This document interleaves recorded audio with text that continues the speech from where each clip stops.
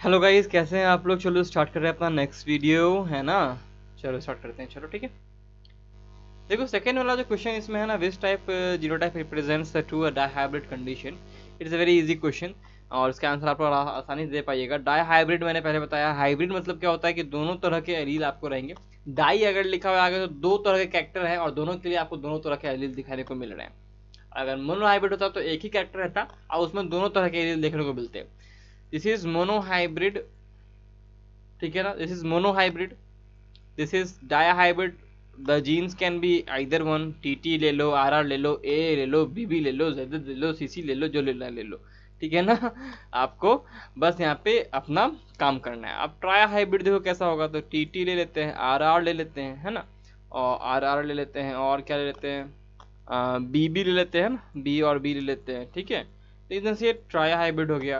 Tetra hybrid उसी रंग से हो सकता है। ट्रू ट्राया डाई हाइब्रिड कंडीशन कौन दिखा रहा है, सी दिखा रहा है। Easy question. लेकिन फर्स्ट क्वेश्चन देखते हैं। When tall and red colour flower individual, when tall red flower individual is crossed with a dwarf and white flower individual, phenotype in the progeny is dwarf and white।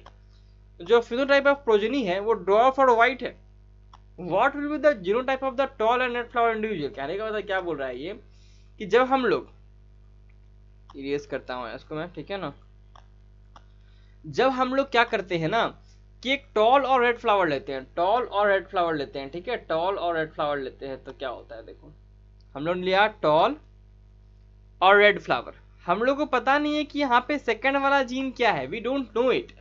लेकिन हम लोग ने दूसरा flower लिया जो कि डॉर्फ है और वाइट है। जब हम लोगों ने इसे क्रॉस कराया तो हमें एक ऐसा प्रोजेनी मिल रहा है। देखो और भी प्रोजेनी मिले होंगे, डेफिनेटली मिले होंगे, लेकिन एक ऐसा प्रोजेनी मिल रहा है ना जो कि डॉर्फ है और वाइट है।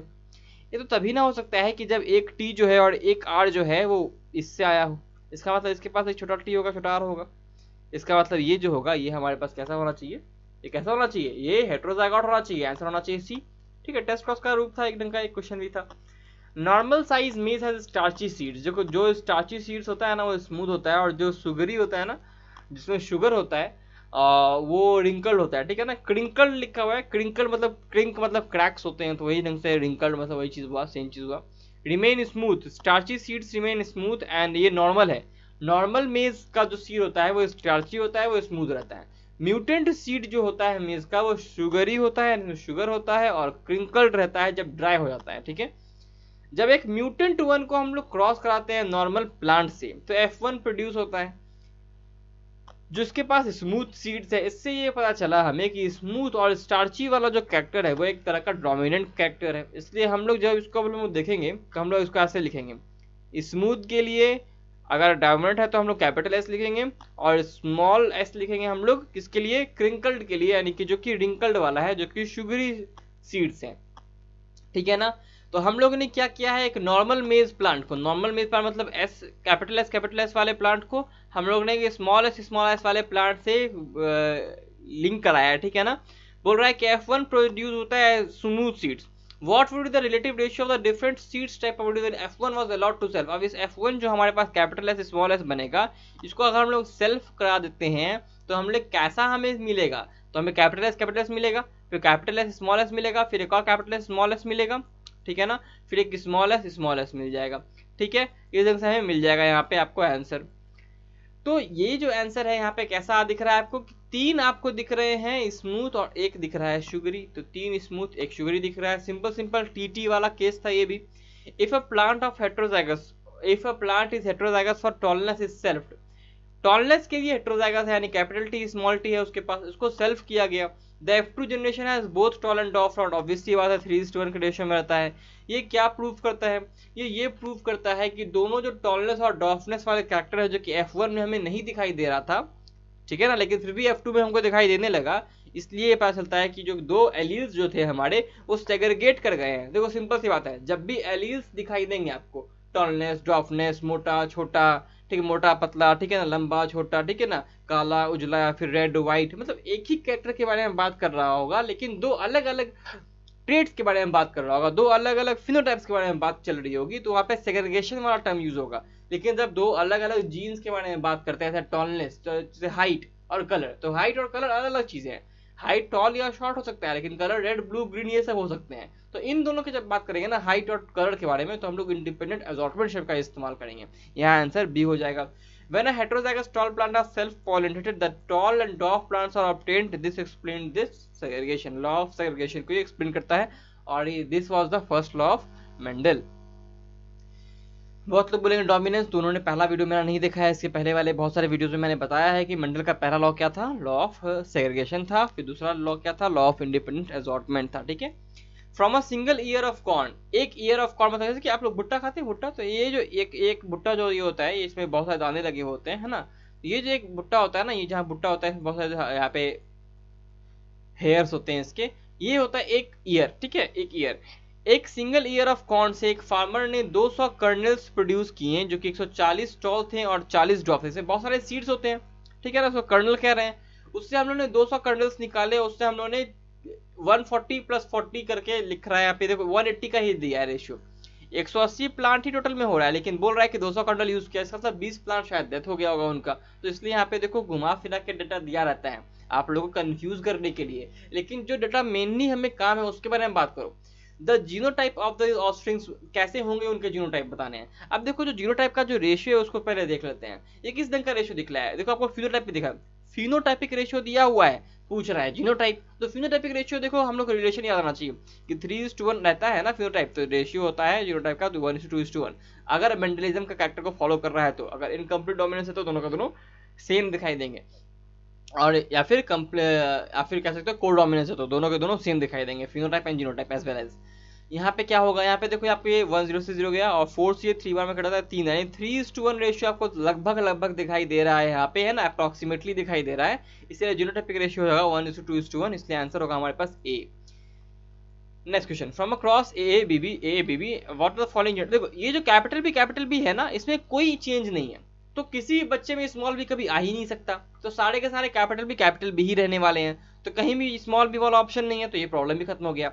दूसरा वाला ए वाला ऑप्शन देखते हैं। ये वाला जो ऑप्शन है इसमें क्या हो रहा है, एक कैपिटल ए है और एक स्मॉल है, फिर स्मॉल ए है, स्मॉल है। देखो ये कैसा दिखाई दे रहा है आपको, टेस्ट क्रॉस दिखाई दे रहा है ना। तो टेस्ट क्रॉस में कैसा होता है, दो बच्चे मिलते हैं, एक ये और एक ये, है ना, एक ये मिलता है छोटा है और एक मिलता है कैपिटल ए छोटा है, यानी ये ऐसे बच्चे मिलते हैं, यानी और दोनों का रेशियो होता है 1:1। यहाँ पे आंसर क्या होगा 1:1, ए बी, ठीक है, ऐसा हो जाएगा आंसर। तो ऐसे क्वेश्चन जब रहते हैं ना, तो यहाँ पे देखो कौन कौन सा आप लोग कैंसिल कर सकते हो। यहाँ पे देखो दोनों कैपिटल बी थे, तो मैंने यहाँ पे कैंसिल कर दिया उसको, फिर मैंने इसको मोनो हाइब्रिड टेस्ट क्रॉस में बदल दिया, और फिर मैंने वहां से आंसर निकाल लिया। ऐसे ही बनाना है क्वेश्चन को, ठीक है। हाइब्रिड ब्रेकडाउन ऑफ रिफर्स, देखो hybrid breakdown refers to the condition when the offsprings are physiologically inferior to the following generation. Hybrid breakdown मतलब क्या होता है, यहाँ पे सिंपल क्वेश्चन क्या कह रहा है कि what is the meaning of hybrid breakdown. Hybrid breakdown तब कहते हैं हम लोग, उस कंडीशन को रेफर करते हैं जब ऑफस्प्रिंग जो होता है ना, वो फिजियोलॉजिकली इंफीरियर होता है। किससे, ऑफस्प्रिंग जो होगा वो किससे फिजियोलॉजिकली इंफीरियर होगा, उसको हम लोग हाइब्रिड ब्रेकडाउन कहते हैं। वो होगा F1 जनरेशन से इंफीरियर, ठीक है ना। एक कंडीशन होता है हाइब्रिड ब्रेकडाउन कहने का मतलब कि जहां पे हमारा ऑफस्प्रिंग जो होता है वो फिजियोलॉजिकली, यानी कि उसका जो पूरा अंदर मेटाबॉलिज्म चल रहा है, जो उसके अंदर की तरह के जो रिएक्शंस हैं वो इंफीरियर हैं, वो कम काम कर रहे हैं इस किसके जनरेशन के मुकाबले में। किससे कंपैरिजन कर रहे हैं हम लोग, तो हम लोग F1 जनरेशन से जब कंपैरिजन करते हैं उसके मुकाबले में ये चीज हो रही है, ठीक है। अब कोई बोले कि हाइब्रिड ब्रेकडाउन का मतलब आप क्या समझते हो, समझो इसका मतलब क्या होता है कि F2 जनरेशन खत्म हो जाने के बाद कुछ ऐसे प्लांट्स में मिलने लगते हैं, जैसे कि हम लोग ने एक प्लांट चुना और दोनों प्लांट को हम लोग क्रॉस कराने लगे, फिर इसका हम लोग ने हाइब्रिड बनाया, फिर हाइब्रिड बना के हम लोग उसका F2 जनरेशन बनाए, फिर हम लोग उसका F3 जनरेशन हम लोग ने बनाया। तो सबसेक्वेंट जनरेशंस के दौरान हमें कुछ ऐसे प्लांट्स मिलने लगते हैं ना कि जिनके बीच रिप्रोडक्शन पॉसिबल होना मुश्किल हो जाता है, जिनके बीच हम लोग को प्रॉब्लम आने लगती है रिप्रोड्यूस कराने के लिए, क्रॉसिंग कराने में। कभी कभी कोई प्लांट हमें स्टेराइल भी देखने को मिलने लगता है, इसे कहते हैं हाइब्रिड ब्रेकडाउन। यानी जो हाइब्रिड हम लोगों ने बनाया था ताकि वो हम लोग के कैरेक्टर्स को दिखाए, और हम लोग को जो कैरेक्टर्स चाहते हैं सिर्फ वही कैरेक्टर्स हमारे प्रोजेनी में दिखाई दे हमें, अब वो नहीं दिखाई दे पा रहे हैं because they are incapable of reproducing again, ठीक है ना। इसी कारण इसको कहते हैं हम लोग हाइब्रिड ब्रेकडाउन कहते हैं। और इसका मतलब क्या है, इसका मतलब ये है कि ये हो रहा है हमें इनब्रीडिंग डिप्रेशन, इसको टर्म को याद होगा आपको, इनब्रीडिंग डिप्रेशन। नेक्स्ट क्वेश्चन पे आगे बढ़ते हैं। If the cells of an organism heterozygous, देखो इनब्रीडिंग डिप्रेशन का भी हम लेक्चर में नहीं देने वाला, बिकॉज ये क्वेश्चन का सीरीज है। तो इनब्रीडिंग जब हम लोग पढ़ेंगे स्ट्रेटेजीज ना, तब पढ़ेंगे। उसमें क्या होता है कि जब सेल्फिंग कराते रहते हैं ना बार, तो कुछ कुछ कैरेक्टर्स जो होते हैं जो कि खराब होते हैं वो उभर के आने लगते हैं, ठीक है ना। If the cells of an organism heterozygous for 2 pairs of characters for A BB undergo meiosis, what will be the genotypes for the gametes. देखो हमारे पास A capital B small B है, इसका कितना सारा गैमेट बन सकता है। कैपिटल बी के साथ जाएगा, ठीक है, फिर कैपिटल ए स्मॉल बी के साथ जाएगा, ठीक है, फिर स्मॉल ए कैपिटल बी के साथ, और स्मॉल ए स्मॉल बी के साथ जाएगा। आंसर हो जाएगा हमारे पास बी। 4 तरह के गैमेट बनेंगे। देखो ऐसे भी देख सकते हो, टू द पावर 2 लिखोगे, क्योंकि यहाँ पे 2 आपको हेटेरोजाइगोट दिख रहे हैं। गैमेट बनेंगे 4 तरह के, ऑप्शन में बस 4 तरह के गैमेट बस, और वो ऑप्शन बी में है। Next question, when A B B and A B are crossed, एफिजिनेशन of the ratio will A M B B. देखो ये कितने होंगे, ये कितने हो जाएंगे, ये हो जाएंगे 4/16। मैंने पहले बताया है, मैंने पिछले वीडियो में ही बताया है, आपने टिप एंड ट्रिक वाले में बताया है, मैंने हर जगह बताया है, फिर भी यहाँ बता देता हूँ। लेकिन यह वीडियो लंबा हो जाएगा, हर बार मैं अगर इन चीज़ों को बताने चलूँ तो बहुत वीडियो लंबा हो जाएगा। Capital A capital B capital B capital B, ठीक है। देखो मैं जी लिख रहा हूँ उसी ढंग से लिखाता है, ठीक है ना, मैं हर बार बोलूंगा नहीं। कैपिटल बी स्मॉल बी, ठीक है, चलो हाँ। कैपिटल ए फिर स्मॉल बी फिर कैपिटल ए कैपिटल बी, फिर आएगा capital A capital B small B. देखो यहाँ 1:2:1:2:4, ये हो जाएगा हमारे पास 4 ऑप्शन हो जाएंगे 16 में से, ठीक है। मैंने आगे नहीं लिखा, टाइम वेस्ट है खाली, ठीक है, मैंने पहले बताया है बहुत बार। 4/16 हो जाएगा, ठीक है। जिनको नहीं पता है वो जाकर के मेरा principle of inheritance and variation का टिप एंड ट्रिक वाला वीडियो देख लें प्लीज, तो समझ में आ जाएगा यार, ठीक है ना। यहाँ पे टाइम देने से फायदा नहीं, जिन बच्चों को पता है उनका टाइम वेस्ट हो जाएगा। इन typical Mendelian cross which is, आप अगर उस वीडियो को देखिएगा ना तो खाली इसी का फायदा नहीं होगा, आपको बहुत सारे ट्रिक्स भी मालूम चलेंगे और भी। इन टिपिकल मेंडेलियन क्रॉस अगर करते हैं, टिपिकल सा डाई हाइब्रिड क्रॉस करते हैं, one parent is homozygous for both dominant traits. मान लो कि कैपिटल आर है, कैपिटल वाई दोनों डोमिनेंट ट्रेड्स के लिए होमोजाइगस है। Another parent is homozygous for both recessive traits, homozygous है बोथ रिसेसिव ट्रेड्स के लिए, ठीक है ना। In the F2 generation both parental combination and recombination appear, F2 generation में दोनों के दोनों अपीयर होते हैं, है ना, पेरेंटल एंड रिकॉम्बिनेशन। बताना क्या है कि the phenotypic ratio of parental combination to the recombination. बहुत अच्छा क्वेश्चन है, बहुत इजी क्वेश्चन है। देखो कैसे 9:3:3:1 होता है, याद है ना, 9:3:3:1 होता है। और ये वाला जो दोनों होता है ना, ये पेरेंटल कॉम्बिनेशन होता है, बिकॉज ये जो है ये है रेड एंड येलो, और ये है रिंकल्ड एंड ग्रीन। इन्हीं को हम लोगों ने क्रॉस कराया था। लेकिन ये वाला क्या होता है, ये होता है रेड नहीं, राउंड। ये है राउंड और येलो, और ये है रिंकल और ग्रीन। ये होता है राउंड और ग्रीन, और ये होता है हमारे पास रिंकल और येलो। ये दोनों जो दिख रहे हैं ये रिकॉम्बिनेशन वाले टाइप है। यानी 6 और 10, यानी 10:6 है। 10 है कौन से पेरेंटल टाइप्स हैं, और 6 कैसे है, रिकॉम्बिनेशन है। यहाँ पे पेरेंटल टाइप्स आपको ज्यादा देखने को मिल रहे हैं, बिकॉज यहाँ पे लिंकेज शो हो रहा है। आंसर हो जाएगा 109 का ए, ठीक है, 109 का हो जाएगा ए। सिंपल क्वेश्चन, बहुत इजी क्वेश्चन, 9:3:3:1 से आंसर आ जाएगा। Last question, in the Mendelian dihybrid cross in heterozygous round yellow और सेल्फ क्रॉस्ड। राउंड येलो का हेटेरोजाइगोट है, यानी कि राउंड येलो को आर छोटा वाई कैपिटल वाई छोटा वाई, ये दोनों के लिए हेटेरोजाइगस है, ठीक है ना। Round green offsprings are represented by, round green किससे किससे हम लोग रिप्रेजेंट कर सकते हैं। तो राउंड मतलब एक भी कैपिटल आर तो होना ही चाहिए। तो देखो इसमें सब में दिख रहा है कैपिटल आर, और देखो वाई लेकिन सब कैपिटल है, तो ग्रीन तो हम लोग खाली स्मॉल वाई चाहिए, तो कैपिटल वाई वाले सारे ऑप्शन खत्म हो जाएंगे। यहाँ पे तो कैपिटल वाई है, यहाँ पे देखो जितने भी कैपिटल खाली स्मॉल आर वाले ऑप्शन है ना वो खत्म हो जाएंगे। देखो यहाँ पे स्मॉल आर खाली दिख रहा है, तो ये भी खत्म हो जाएगा। तो आंसर हो जाएगा हमारे पास डी। 110 का आंसर नहीं, 890 क्वेश्चन का आंसर हमारे पास हो जाएगा डी, ठीक है। ये था हमारा वीडियो, अगले वीडियो मिलते हैं, तब तक के लिए study smart work hard and stay healthy guys.